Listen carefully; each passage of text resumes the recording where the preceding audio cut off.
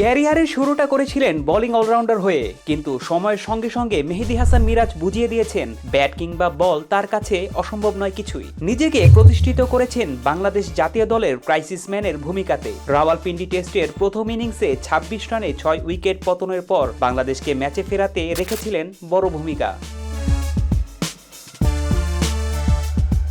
প্রথম টেস্টেও মিরাজ ছিলেন অনবদ্য, যদিও তা ঢাকা পড়ে যায় মুশফিকুর রহিমের ১৯১ রানের আরেকটি মাইলফলকের সামনে। তবে ধারাবাহিকতার পুরস্কার মিরাজ পেয়েছেন ম্যান অব দ্য সিরিজের পুরস্কার জিতে। চাপের মুখে থেকেও দারুণ ক্রিকেট খেলেই হয়েছেন সিরিজের সেরা খেলোয়াড়। খেলা শেষে সংবাদ সম্মেলনে নিজের ক্রিকেট নিয়ে মিরাজ বলেন, আসলে কাজটা একদমই সহজ নয়। আমি সবসময় ইতিবাচক ক্রিকেট খেলার চেষ্টা করেছি। আমি চিন্তা করতে চেয়েছি ইতিবাচকভাবে, কখনো নেতিবাচকভাবে চিন্তা করিনি। নেতিবাচক চিন্তা করলে হয়তো এখানে ভালো করতে পারতাম। আমি চেষ্টা করেছি সবসময় আত্মবিশ্বাসী থাকতে।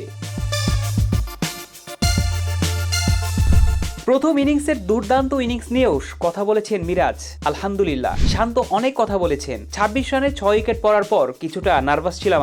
আমি লিটন দাসের সাথে কথা বলেছিলাম। সে আমাকে বলেছে ইতিবাচক খেলতে। আমাদের হাতে ৬ উইকেটের ব্যাপারটি নেই, কিছু রান তোলার চেষ্টা করতে হবে, আমরা কামব্যাক করতে পারবো। অধিনায়ক নাজমুল হোসেন শান্ত কথা বলেছেন লিটন ও শান্তর দুর্দান্ত জুটি প্রসঙ্গে। আসলে বিশ্বাস রাখাটা অনেক গুরুত্বপূর্ণ ব্যাপার। প্রতিটি প্লেয়ারের বিশ্বাস ছিল আমরা যে কোনো সময় কামব্যাক করতে পারি। মিরাজ ৮-এ ব্যাট করে, ফলে এখানে ব্যাটিং এ গভীরতা ছিল আমাদের বিশ্বাস ছিল সেট হলে এখানে বড় রান করা সম্ভব। প্রতিটি প্লেয়ার বিশ্বাস করেছে আমরা যে কোনো সময় কামব্যাক করতে পারি।